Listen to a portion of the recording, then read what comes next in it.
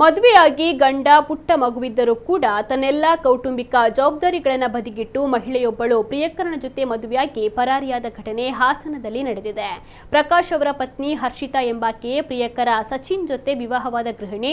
2017ರಲ್ಲಿ ಅತ್ತೆ ಮಗಳು ಹರ್ಷಿತಾಳನ್ನ ವರಿಸಿದ್ದ ಪ್ರಕಾಶ್ ಅವರಿಗೆ 7 ವರ್ಷದ ಗಂಡು ಮಗುವಿದೆ.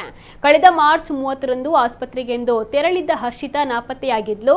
ಪೊಲೀಸರು ಆಕೆಯನ್ನ ಪತ್ತೆ ಹಚ್ಚಿ ಠಾಣೆಗೆ ಕರೆಸಿದಾಗ ತಾನು ಪತಿಯೊಂದಿಗೆ ಹೋಗೋದಿಲ್ಲ, ಪ್ರಿಯಕರ ಸಚಿನ್ ಜೊತೆಯೇ ಇರೋದಾಗಿ ಹಠವನ್ನ ಹಿಡಿದಿದ್ಲು.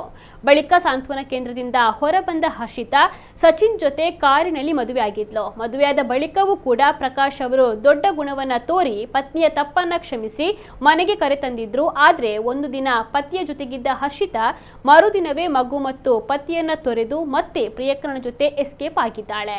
ಮೋಸ ಹೋದ ಪತಿ ಪ್ರಕಾಶ್ ಈಗ ಪತ್ನಿಯ ವಿರುದ್ಧ ಪೊಲೀಸರಿಗೆ ದೂರನ್ನ ನೀಡಿದ್ದಾರೆ.